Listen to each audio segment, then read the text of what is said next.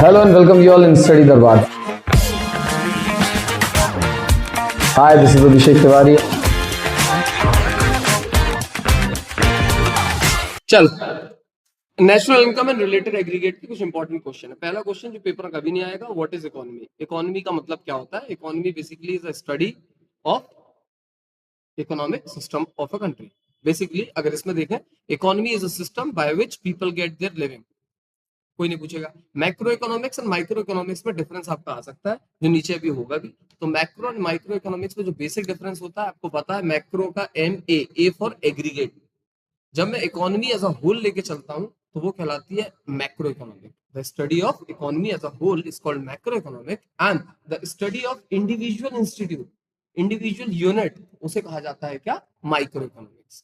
ठीक है, यहाँ पे जैसे लिखा हुआ है, it is that part of economic theory which studies the economy in its totality और एज अ होल। नेक्स्ट आता है give the definition of national income. ये एक नंबर में क्वेश्चन आपके आ सकते हैं। क्या? Give the definition of national income, that is NNPFC, NDPFC, और जितनी भी आपने पढ़ी है जीडीपीएफसी, जीडीपीएमपी, इन सारी की डेफिनेशन एक बार देख लेना कि क्या होती है। बेसिक बेसिक दो लाइन की है। बेसिक एक स्टार्टिंग का वर्ड चेंज होता है, दैट्स इट।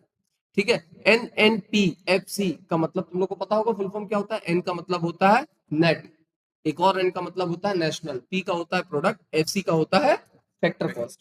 तो ये याद रखना। ठीक है, national income in the sum is the sum of money value of net flow of all the final goods and services produced by a normal resident of a country within and outside the country during a year। Year कौन सा year? तो यहाँ पे year जो है वो आपका financial year. Financial year कब से स्टार्ट होता है? 1 अप्रैल टू 31 मार्च। ये भी आपका एक नंबर में क्वेश्चन आ सकता है। इसका सिंबॉलिकली कैसे रिप्रेजेंट करते हैं? तो NNPFC will be equals to NDPFC plus NFIA. Basically जो आपने पूरे फॉर्मुलेस पढ़े हैं ना, वो सारे फॉर्मुले ही डेफिनेशन है। एनडीपी निकालना आता है, national net domestic product at factor cost plus NFIA. NFIA क्या होता है? Net factor income from abroad. याद रहेगा। एनएफआईए कैसे निकालते हैं? तो NFIA is equals to FIFA minus FITA. FIFA क्या होता है? Factor income from abroad minus factor income to abroad. तो याद रहेगा। फिर इसके बाद आते हैं give definition of domestic income, same. ठीक है, लिख लेंगे। इसके बाद आते हैं national income will be equal to domestic income when. National income domestic income के बराबर कब होती है? कब होती है भाई? तो आपको पता है, जब आपका net factor income from abroad zero. ठीक है, net factor income from abroad मतलब ये वाली वैल्यू आपकी क्या होनी चाहिए? जीरो। तो ये देखो, दोनों चीज बराबर हो जाती है। ये चीज तो उसने पूछी है। समझ आ गया? एक मार्क्स में आएगा। Define domestic territory of a country. Domestic territory of a country का मतलब क्या होता है? Domestic territory basically political frontier बताता है, या टेरिस्ट्रियल वाटर ऑफ यूनिट। देखो, अगर आप जैसे इंडिया की बात करते हैं, तो इंडिया में जो हमारा पेनिनसुलर रीजन है, पेनिनसुलर रीजन मतलब 3 साइड से जो आपका घिरा हुआ रीजन, ये नीचे वाला ट्रायंगुलर शेप, यहाँ पे कोई कंट्री है क्या? लैंड से हमारी बाउंड्री बनी है क्या? नहीं, हमारी यहाँ पे वाटर से बाउंड्री बनी है। तो वाटर तक हमारा कितना पानी रहता है, जहां तक बोलते हैं कि ये हमारी टेरिटरी, तो हमेशा याद रखो it is equal to 200 nautical mile. क्या होता है? 200 नॉटिकल माइल तक आपकी जमीन, आपका पानी है। पानी तक मतलब वहां पे अगर ऑयल फील्ड निकल आई, ठीक है, कुछ भी निकल आया, वहां से मछलियां निकालनी है, मत्स्य पालन के लिए लोग मछली निकालने के लिए जाते हैं, तो उस पर्टिकुलर जगह तक वो आपकी टेरिटरी। जैसे एक मूवी आई थी, आपने देखी होगी, चेन्नई एक्सप्रेस। शाहरुख खान भागता है, तो शिप में बैठ जाता है, उसको श्रीलंका वाले पकड़ लेते हैं। क्यों पकड़ लेते हैं? 200 नॉटिकल माइल के दूर चला गया। जब 200 नॉटिकल माइल के दूर चले जाओगे अरेबियन सी में या अरब सागर में, तो वो किसकी जमीन आ जाती है? मतलब किसका पानी वाला एरिया आ गया? वो समुद्र किसका आ गया? श्रीलंका। तो श्रीलंका उसे कैप्चर कर लेगा। अगर आपके पास क्या नहीं है, आईडी नहीं है, कि भाई वीजा नहीं है कि वहां जा रहे हो, तो वो क्या है? इलीगल माइग्रेशन कहला जाएगा। ठीक है, दूसरा क्या देखो लिखा है, fishing vessels, oil, natural gas rigs and floating platforms performed by the resident of the country in the international water। international water समझ गए भाई। फिर आता है embassies, consulates and military establishment of the country located abroad। हमारे देश की जो embassies होती हैं, जो दूसरे देश में हैं, हमारे देश के जो मिलिट्री के आपने बेसिस होते हैं, जैसे भारत, आपने एक और मूवी देखी होगी एयरलिफ्ट, देखिए। एयरलिफ्ट मूवी में देखना, जब वो जिस पर्टिकुलर अरब कौन सी कंट्री में होते हैं, इराक, बगदाद, बगदाद में जब वो होते हैं, तो बगदाद में हमारे इंडियंस को कोई भी अगर प्रॉब्लम होगी, they can directly approach to Indian embassy. तो इंडियन एम्बेसी में जो भी लोग काम कर रहे हैं ना, वो समझ जाना रेजिडेंट ऑफ इंडियन, उनको रेजिडेंट ऑफ इंडियन। समझ में आ रहा है क्या बोल रहा है? तो ये चीज आती है, 3 नंबर में आएंगे, 3 पॉइंट लिख देना, 2 नंबर में आएंगे 2 पॉइंट लिख देना।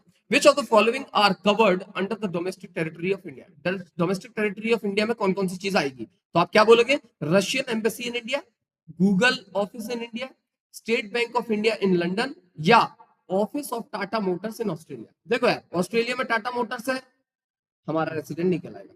State Bank of India London में है, वो लंदन का ही कहलाएगा, वहां पे लोग जॉब कौन कर रहे होंगे? वहीं के लोग कर रहे होंगे। रशियन एम्बेसी इन इंडिया, तो भाई रशियन एम्बेसी भारत में है, तो यहाँ पे रशियन एम्बेसी के अंदर काम कौन कर रहा होगा? The native citizen of Russia, not from India. समझ आ रहा? तो हमारे लिए, लेकिन Google office in India, Bharat में अगर गूगल का ऑफिस है तो वहां पे काम कौन कर रहे होंगे? भारत के लोग कर रहे होंगे। तो ये क्या है? ये आपका आंसर है। Foreign embassies in India are part of India's economic territory, geographical territory, both A and B option, none of that. तो एक बार इकोनॉमिकल टेरिटरी तो नहीं होगी, इकोनॉमिकल टेरिटरी तो भाई डोमेस्टिक टेरिटरी के अंदर आ जाएगा। जब फॉरेन एम्बेसीज भारत में है, तो भारत में जो फॉरेन एम्बेसीज वहां काम कौन कर रहे हैं? फॉरेन के बंदे काम कर रहे होंगे ना, तो इकोनॉमी कहाँ है? उनका पैसा तो वही ले जाएंगे। तो ये क्या है? हमारी ज्योग्राफी के अंदर आता है। ज्योग्राफी मतलब हमारे देश की बाउंड्री के अंदर आता है, इसलिए ये ज्योग्राफिकल टेरिटरी के अंदर आएगा। समझ आ रहा है ना?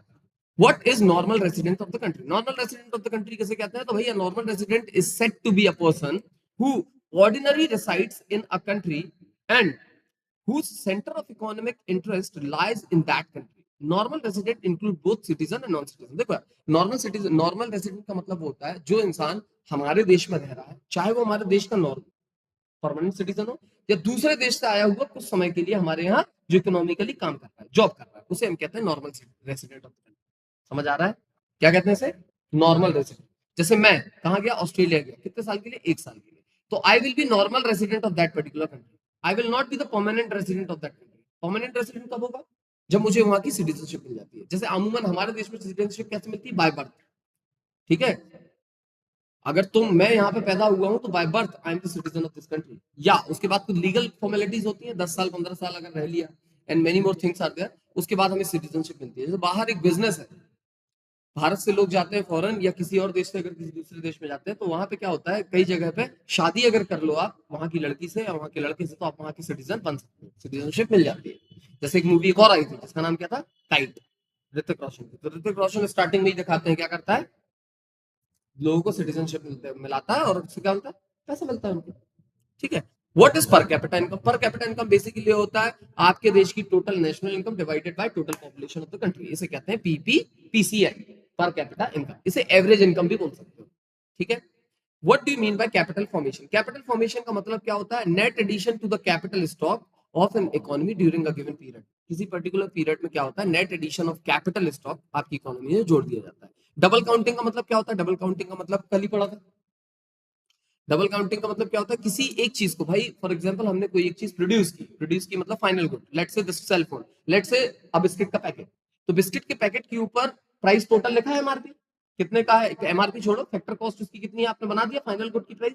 उसके अलावा अगर आप उसमें जोड़ लो क्या? आटे का प्राइस, दूध का प्राइस, शक्कर का प्राइस। तो ये क्या हो गया? शक्कर को आपने 2 बार काउंट कर लिया ना, फाइनल प्राइस में भी है वो, और शक्कर को अलग से जोड़ लिया। तो इसे कहते हैं डबल काउंटिंग। तो इस प्रॉब्लम, ये एक प्रॉब्लम है जिसको हटाना चाहिए। ठीक है। तो हटेगी कैसे? तो आप इंडिविजुअल जो आप कौन सा इनकम कहते हैं, इंटरमीडिएट जो फैक्टर होते हैं, इंटरमीडिएट जो पैसा होता है वो आप उसमें जोड़ देना। ठीक है। इंटरमीडिएट गुड का पैसा आपने जोड़ा। फिर closed economy and open economy क्या होता है? क्लोज्ड इकोनॉमी का मतलब क्या होता है? क्लोज्ड इकोनॉमी का मतलब होता है ऐसी इकोनॉमी जहां पे सिर्फ 3 सेक्टर वर्क करते हैं। 3 सेक्टर कौन से? House hold, government and firm. House hold, government और फर्म। जब ये तीन चीजें वर्क करती हैं आपके देश में, तो आप इसको क्या बोलते हो बेटा? आप इसको बोलते हो एक ऐसी इकोनॉमी जिसे हम कहते हैं क्लोज्ड इकोनॉमी। समझ आ रहा? जहां पे हम ओपन इकोनॉमी की बात करते हैं, तो वहां पे एक और सेक्टर आ जाता है जिसे हम कहते हैं फॉरेन सेक्टर। फॉरेन सेक्टर का मतलब क्या है? जब ट्रेड होने लगे, इंपोर्ट एंड एक्सपोर्ट होने लगे। इसका एग्जांपल क्या है? हमारे देश में आपने देखा होगा टिल 1991 बहुत कम चीजें थी जो ओपन थी। ओपन थी मतलब ओपन फॉर फॉरेनर, कि वो आए और हमारे यहाँ के इन्वेस्टमेंट करें। था क्या? नहीं था। 1991 में लेके आए ना हम एलपीजी। एलपीजी लाने का मतलब ही था कि हमारे देश में अब इजीली लोग, बाहर के लोग हमारे यहाँ क्या करें? पैसे को इन्वेस्ट करें। और जैसे ही ये करना स्टार्ट किया, हमारी इकोनॉमी क्या हो गई? ज्यादा ओपन हो गई, कम क्लोज हो गई। कुछ चीजें बस क्लोज रह गई, जैसे डिफेंस। आपने एक और मूवी देखी होगी, आयरन मैन। आयरन मैन में क्या है? टोनी स्टार्क क्या बनाता है? एक कंपनी बनाता है जिसमें क्या बनाता है? आर्मी को अपने गन्स, बंदूक और वेपन्स देता है। हमारे यहाँ ऐसा है क्या? नहीं। तो हमने अपना डिफेंस सेक्टर क्या रखा है? प्रॉपर क्लोज रखा। क्लोज मतलब सिर्फ हमारे देश की गवर्नमेंट ही उस पर काम करेगी, कोई प्राइवेट कंपनी को हमने वो बनाने के लिए नहीं दिया। समझ आ रहा है क्या बोल रहा हूँ? तो इसको कहते हैं क्या? Proper closed economy. और ओपन इकोनॉमी क्या होता है? अगर नॉर्मल शब्दों में इसकी बात करें तो ओपन इकोनॉमी है जहाँ 4 सेक्टर है, उसको कहते हैं। लेकिन नॉर्मली आपको समझने के लिए आप समझ, ठीक है क्या बोल रहा हूँ? नेक्स्ट आता है आपका explain concept of money flow. Money flow का मतलब क्या होता है? एक होता है मनी फ्लो, दूसरा क्या होता था? Real flow. ठीक है, तो रियल फ्लो और मनी फ्लो का मतलब क्या होता है? फिजिकल फ्लो भी बोलते हैं उसको। इसमें गुड्स एंड सर्विसेज एक्सचेंज होते हैं और इसमें पैसा एक्सचेंज होता है, सिंपल, बहुत बढ़िया। ठीक है, एक्सप्लेन रियल फ्लो भी आ गया। ठीक है ना, explain the concept of leakage and injection. Leakage और इंजेक्शन का मतलब क्या होता है? Leakage is the amount of money which is withdrawn from the flow of income. जो फ्लो ऑफ इनकम चल रहा है उससे पैसा निकाल के अलग कर दिया गया, इसको बोलते हैं लीकेज। दस दस सेविंग जो होता है, taxes bye the house hold होता है, फर्म्स होता है, and import spending represent a leakage from the circular flow of the economy. लेकिन अगर मैं इंजेक्शन की बात करता हूं तो ये क्या होता है? Amount of money that is added to the flow of income, जैसे investment spending, government spending and export earning become injection into the circular flow of income. जैसे इसमें एक और चीज आएगी, वो कौन सी चीज होती है? सब्सिडीज। आपकी किस में आ जाएगी? इंजेक्शन के अंदर आ जाएगी। समझ आ रहा है? नेक्स्ट आता है ग्रीन जीएनपी। क्या होता है? तो ग्रीन जीएनपी का मतलब होता है GNP which would help attain a sustainable use of natural environment. Green जैसे आ गया तो नेचुरल एनवायरनमेंट की बात आ गई, and adequate distribution of benefit of development. National income at current price, फिर से वही चीज आ गई। ठीक है, सिंबॉलिकली करंट प्राइस को मल्टीप्लाई कर दो करंट क्वांटिटी से, तो इसे क्या कहते हैं? National income at current price. दूसरा क्या होता है? National income at constant price. Constant price का मतलब क्या होता है? जब मैं बात करता हूं बेस ईयर की, बेस ईयर प्राइस से मल्टीप्लाई कर दूंगा करंट क्वांटिटी। ये ज्यादा अच्छी बताता है, मतलब रियल जो इनकम बताता है ना, वो कौन सा बताता है? National income at constant price. Why? Because यहां पे आप कंपेयर कर सकते हो जीडीपी को, नेशनल इनकम को। समझ आ रहा है? कल देखा था ना हमने, इसे क्या होता है? इसको अगर आप बात करेंगे तो Q1 P1 Q1, ठीक है, और इसको अगर करेंगे तो क्या होता है? Q1 P0। P0 is for base year. पिछले साल एक और चैप्टर था, आप लोगों ने पढ़ा होगा, इस चैप्टर का नाम था इंडेक्स नंबर। वहां पे शब्द बार बार यूज हुआ था, बेस ईयर। और तुमने भी मैथ्स का पेपर दिया, मैथ्स के पेपर में भी यही था। ठीक है, वो जो क्वेश्चन करके आया आया था ना। रियल जीडीपी क्या होता है? रियल जीडीपी का फॉर्मूला, रियल जीडीपी होता क्या है वो तो देख लिया, इसी को रियल जीडीपी कहते हैं, लेकिन इसका फॉर्मूला भी होता है real GDP is equals to nominal GDP, इसे कहते हैं nominal GDP upon GDP price index into 100। ना, जीडीपी डिफ्लेक्टर क्या होता है? जीडीपी डिफ्लेक्टर होता है nominal GDP upon real GDP into 100। Basically fluctuation कितना हो रहा है वो बताता है। एक्सटर्नल एड एक्सटर्न एक्सटर्नलिटीज, ठीक है। तो एक्सटर्नलिटीज क्या होता है? एक्सटर्नलिटीज आपको बता चुके हैं, दो तरीके की एक्सटर्नलिटीज होती है, एक पॉजिटिव और एक नेगेटिव। तो बेटा फॉर एग्जांपल रोड में बताया था, रोड में बीच में लोग प्लांट लगा रहे हैं, रोड के आजू बाजू लोग प्लांट्स लगाते हैं। तो रोड में जो प्लांट्स लग रहे हैं, इससे हमारी नेशनल इनकम बढ़ेगी। मैं भाई ये क्या हूँ? एनवायरमेंटलिस्ट हूँ। एनवायरमेंटलिस्ट हूँ तो मुझे पता है कि मुझे बहुत सारे पेड़ लगाने, पेड़ क्यों लगाने? पेड़ लगाऊंगा, फ्रेश एयर आएगी, पक्षी वहां बैठेंगे, ठीक है, हमारे लिए भी अच्छा है, पक्षियों के लिए भी अच्छा है, हमारे नेचर के लिए भी अच्छा है। ये मैंने किया, ये एक अच्छी चीज है, तो ये पॉजिटिव एक्सटर्नलिटीज है। एक्सटर्नल वर्क किया which does not included in our national economy. वहीं पे एक दूसरी चीज, हम कार से जा रहे हैं, हम अपने घर में मस्त चिल्ड करके अपने रूम को रखे हुए हैं। चिल्ड करके रूम को कैसे रखते हैं? चिल्ड करने के लिए हम एसी लगाते हैं। एसी से क्या निकलती है? सीएफसी निकलती है, chlorofluorocarbon, which is bad for our environment. इसके लिए सरकार हमसे कुछ पेनल्टीज ले रही है? नहीं ले रही है, इसे इग्नोर कर दिया गया, तो इसे क्या कहेंगे? Negative externality. समझ आ रहा है? मतलब एक ऐसी चीज जिससे हमारी नेशनल इनकम क्या ना हो? इफेक्ट ना ही नेशनल इनकम में बढ़ोतरी हो, ना ही नेशनल इनकम में घाटा हो। इन चीजों को बोलते हैं एक्सटर्नलिटीज। ठीक है, दो तरीके होती है, एक पॉजिटिव एक नेगेटिव। समझ आ रहा है?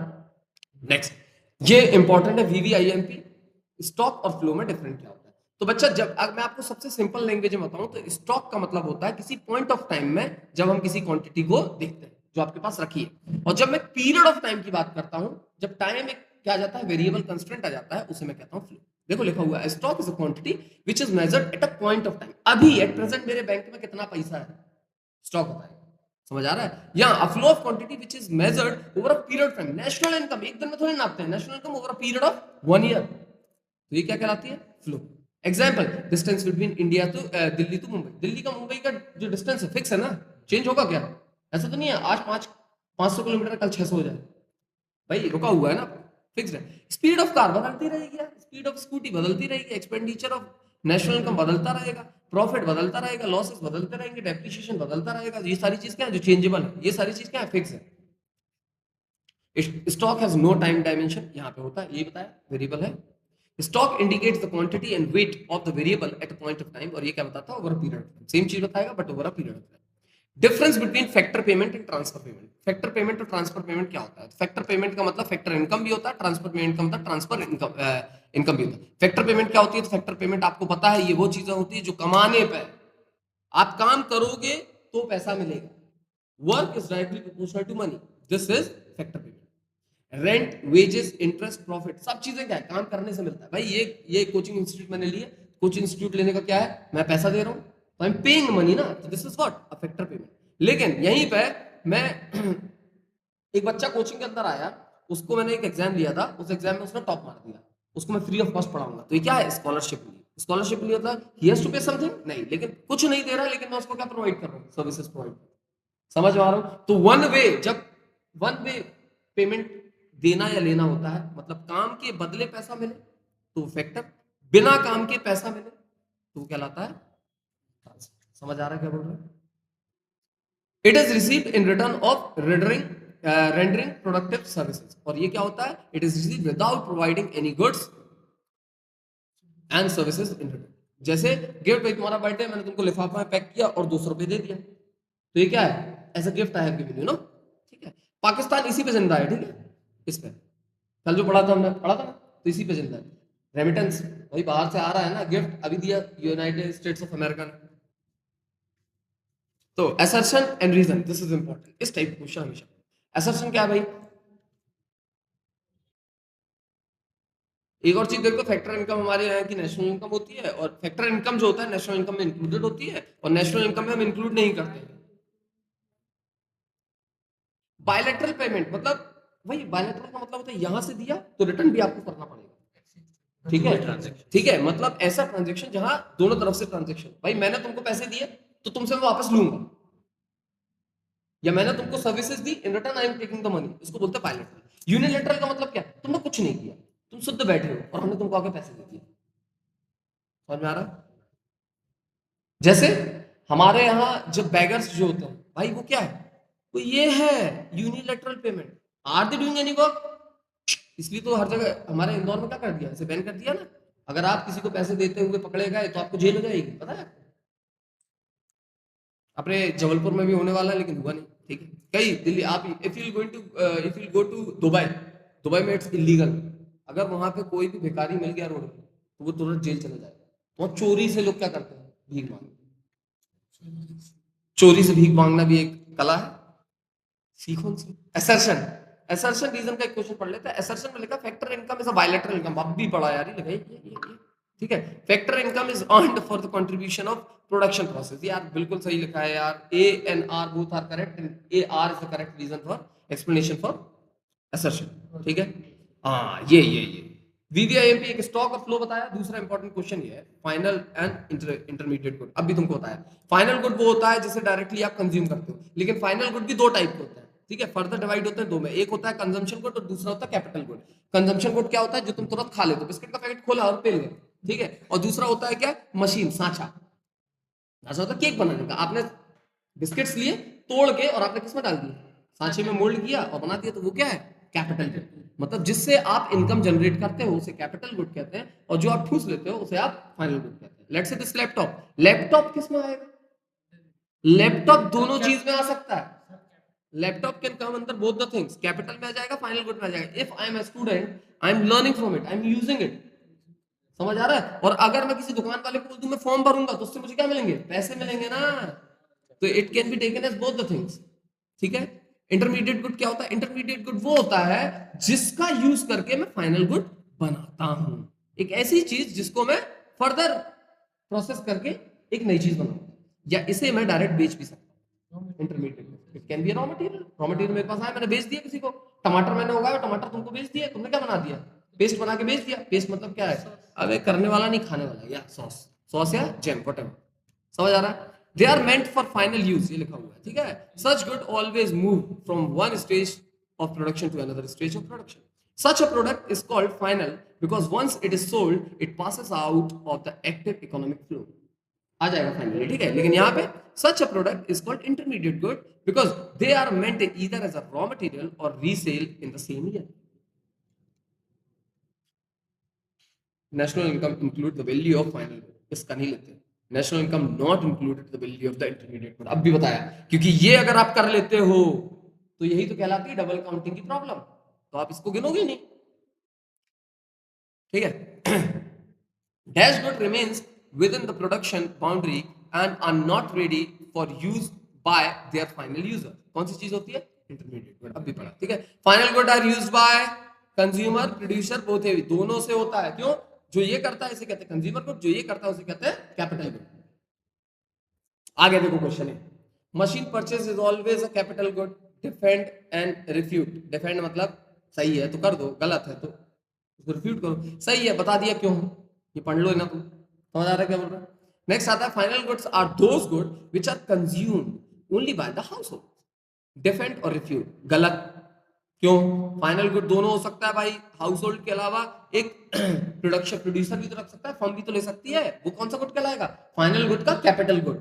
फाइनल गुड दो टाइप के होते हैं, तो मैं इसको रिफ्यूट कर दूंगा। समझ आ रहा है क्या बोल रहे हैं? समझ आ रहा है ना? जल्दी तो नहीं जा रहा है ना? जल्दी ही चलना पड़ेगा यार, परसों पेपर है, अब धीरे चलेंगे तो होगी कहानी, घर नहीं जाना, ठीक है ना। नेक्स्ट क्वेश्चन आता है आपका कौन सा? ये describe circular flow of income. ये इंपॉर्टेंट है यार, मैं तुम लोग को कल जब पढ़ाया भी था तो ये बताया भी था, ये याद से कर लेना। टू सेक्टर इकोनॉमी, जहां पे एक हाउस होल्ड होता है और दूसरा क्या होता है? फर्म होती है, ठीक है। क्या काम करते हैं तो इस डायग्राम में आपको सब समझ में आ जाएगा। ये है फर्म, ये है हाउस होल्ड, ठीक है। यहाँ लिखा है जब आप हाउस होल्ड से फर्म में पैसा देते हो तो किस क्या देते हो? ऑन गुड्स एंड सर्विसेज आप क्या देते हो? पैसा दोगे, इनसे गुड्स एंड सर्विसेज खरीदो तो आपको पैसा देना है। फर्म क्या करती है बेटा? फैक्टर पेमेंट, यहाँ के लोग यहाँ पे आके काम करेंगे, रेंट देंगे, वेजेस देंगे, इंटरेस्ट देंगे, कुछ भी दें, इस फर्म में आपके पास पैसा चला जाएगा। दूसरा, फर्म से हम कैसे देते हैं? गुड्स एंड सर्विसेज यहाँ पे दे रहे हैं, और ये लोग क्या देते हैं? यहाँ पे फैक्टर सर्विसेज देते हैं। समझ गए पैसा कैसे जाता है? ये चित्र याद रखना और ये चित्र बना के आना पेपर में, और फिर इसको एक्सप्लेन कर देना इन पॉइंट्स के दर से, 4 नंबर 3 नंबर पक्के। What are the steps and precaution taken in estimating national income by the value added production method? Value added production method में आप क्या करते हो? तो भैया ये पूरा का पूरा डिटेल 99% चांसेस कम है आपके पेपर में आने के। इस चैप्टर से बेसिक आपके 2 नंबर 3 नंबर के क्वेश्चन थ्योरी में आएंगे, न्यूमेरिकल आने के सबसे ज्यादा चांसेस है। तो न्यूमेरिकल बहुत अच्छे से करना, 3 मेथड जो आपने पढ़ी 3 मेथड को कर लेना। उसमें भी सबसे ज्यादा जो इंपॉर्टेंट आपको लग रहा है, अगर 3 नंबर में आएगा that will be value added method, अगर 5 नंबर में आएगा दैट विल बी इनकम और एक्सपेंडिचर मेथड, याद रखना, ठीक है। फिर स्टेप पूछ रहा है कैसे हम नेशनल इनकम मेथड से निकालते हैं, ठीक है, इनकम मेथड से। तो यार मैं तुमको बता चुका था जब इनकम मेथड पढ़ रहा है तो इनकम मेथड में एक शब्द याद रखना, प्राइम। क्या बताया था? Prime. P for profit, R for rent, I for interest, rent and royalty, I for interest, M for mixed income and E for compensation of employees, ठीक है। अब आपको प्रॉफिट की जगह वो 3 चीज और दे सकता है, प्रॉफिट ना लिख के। क्या 3 चीज होती है? एक होता है क्या? डिविडेंड, दूसरा होता है क्या? रिटेन्ड अर्निंग, और तीसरा होता है कॉर्पोरेट टैक्स। फिर आप आओगे कहां पे? कंपनसेशन ऑफ एम्प्लॉइज के अंदर भी 3 चीज को दे सकता है। पहली चीज employers contribution to social employers, ठीक है, contribution to social security, social, और दूसरा क्या था? वेजेस इन कैश और wages in salary in kind. Wages in salary in kind का मतलब क्या होता था? Wages in salary in kind का मतलब होता है आपको गुड्स दे दे या सर्विसेज प्रोवाइड कर दे इन रिटर्न, पैसे ना देके, और कैश में देने का मतलब पैसा। तो ये अगर आपको पॉइंट याद है तो आपसे क्वेश्चन न्यूमेरिकल बन जाएंगे, ठीक है। और यही चीज थ्योरी में आप इसको मेंशन कर देना, आपके पूरे नंबर पक्के हो गए। समझ आ रहा है क्या बोल रहे हैं? एक्सपेंडिचर मेथड, तो एक्सपेंडिचर मेथड में क्या होता था? NN जीजीएनपी,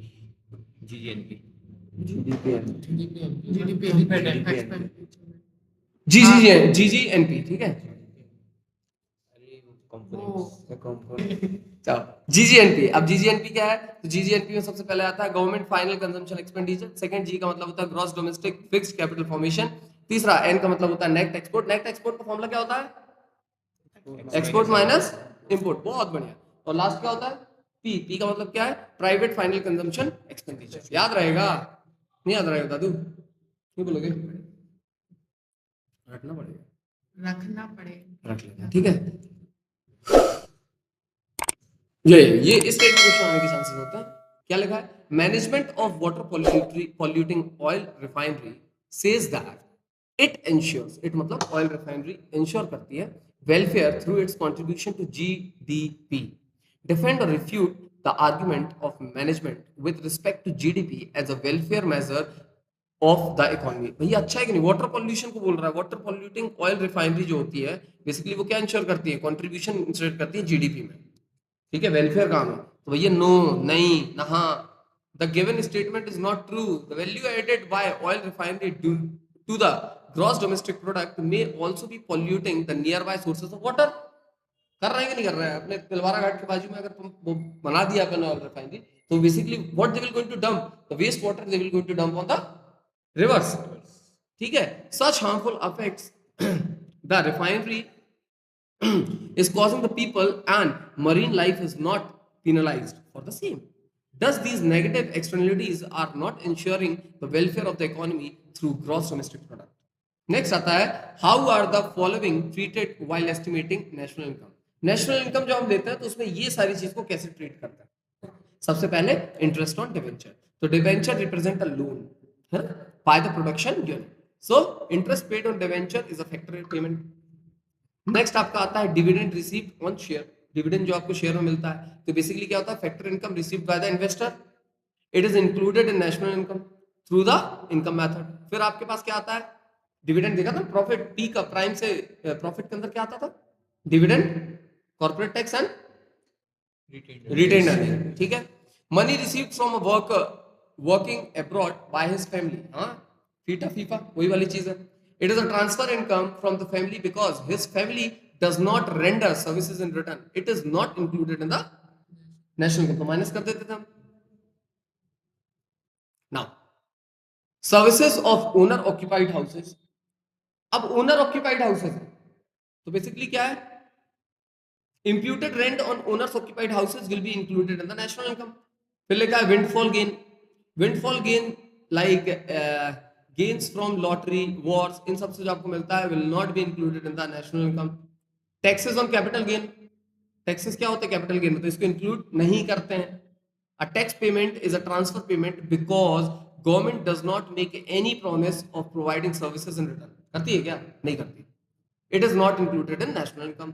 salary received by an Indian employ in foreign embassy in India, yes, because it is a part of net factor income from abroad. समझ आ रहा है? फिर आता है आपका चेंज इन स्टॉक। तो यस, चेंज इन स्टॉक तो होता है। चेंज इन स्टॉक का मतलब क्या होता है? Closing stock minus opening stock, ठीक है। ये फॉर्मूले में यूज करते हैं। कौन सी मेथड में करते हैं? हम दोनों मेथड में करते हैं। दोनों मतलब वैल्यू एडेड में ही करते हैं और एक्सपेंडिचर मेथड, ठीक है। डायरेक्ट परचेज मेड, ये बेटा ये जितने भी पॉइंट लिखे हैं ये एक नंबर में आएंगे आपके। जो ऑप्शन ऑब्जेक्ट आएंगे, ऑप्शनल क्वेश्चन आएंगे ना, ऑब्जेक्टिव टाइप क्वेश्चन, उसमें इसी टाइप क्वेश्चन होंगे, ठीक है। Direct purchase made from abroad by the government on current account, yes, ये भी होगा। एक्सपेंडिचर मेथड में आपने पढ़ा है। Scholarship paid to the student कभी नहीं होगा। स्कॉलरशिप क्या है? अगेन कौन सी इनकम है? ट्रांसफर इनकम, ठीक है। House rent allowances paid to teacher by school manager होगा। Pocket money received from the parent नहीं होगा, ठीक है। Payment of bonus to school employ होगा। Purchase of book for son and daughter, ये भी होगा, ठीक है। एक्सपेंडिचर मेथड में पढ़ाते हैं। Purchase of cold drinks by school canteen from the manufacturer नहीं होगा। Earning from a part time job by a student included. भाई पार्ट टाइम जॉब में अगर स्टूडेंट काम कर रहा है तो बेसिकली अपने नेशनल इकोनॉमी को तो बढ़ाएगा, ठीक है। Purchase of second hand machine from a domestic firm नहीं होगा, ठीक है, not included because second hand machine is not a part of current production. ये पहले का प्रोडक्शन, तो उस ईयर का प्रोडक्शन नहीं है। उस ईयर के प्रोडक्शन में तो उसने जब बेचा था तब इंक्लूड हो गया था, उसे दोबारा इंक्लूड थोड़ा करेंगे। ओल्ड एज पेंशन कभी नहीं होगा। इनकम टैक्स नहीं होगा, क्योंकि भाई ट्रांसफर पेमेंट ही है। गवर्नमेंट क्या नहीं करती, आपको प्रॉमिस नहीं करती कि इसके रिटर्न में कुछ काम करेगी। Salaries of Indian working in office of WHO located in New Delhi होगा, अभी बताया था, ठीक है। नेक्स्ट आता money received from sale of share, तो it does not included. Why? Because share are just paper titles which do not contribute in the production directly. क्योंकि वो तो आपने लिया दिया, प्रोडक्शन कंपनी काम कर रही है ना, शेयर बेच के या खरीद के कुछ नहीं होता, कंपनी का फायदा होता है उससे. Interest paid by an individual on loan taken by a car not included because loan is not taken for production purposes. How are the following treated while estimating domestic income? Domestic income अगर निकाल रहा हूं तो उसमें ये सब चीजों को कैसे ट्रीट करते हैं. अगेन ये सारी चीज मैं पीडीएफ शेयर कर दूंगा, आप एक बार इसको देख लेना. ठीक है, पीडीएफ कहां शेयर करेंगे? तो टेलीग्राम में शेयर कर देंगे. फिर आता है हमारा यहाँ पे पहला चैप्टर खत्म हो जाता है. पहला चैप्टर जो सबसे इंपॉर्टेंट चैप्टर है कौन सा? National income and related aggregate. उसमें ये सारी चीजें. अब इसके अलावा उसमें क्या चीज पूछेंगे आपसे? न्यूमेरिकल पूछेंगे बच्चा. तो न्यूमेरिकल तीनों मेथड करा चुके हैं, तीनों मेथड को एक बार फिर रिवाइज कर लेना, उससे रिलेटेड क्वेश्चन करना. फिर आता है आपका मनी एंड बैंक.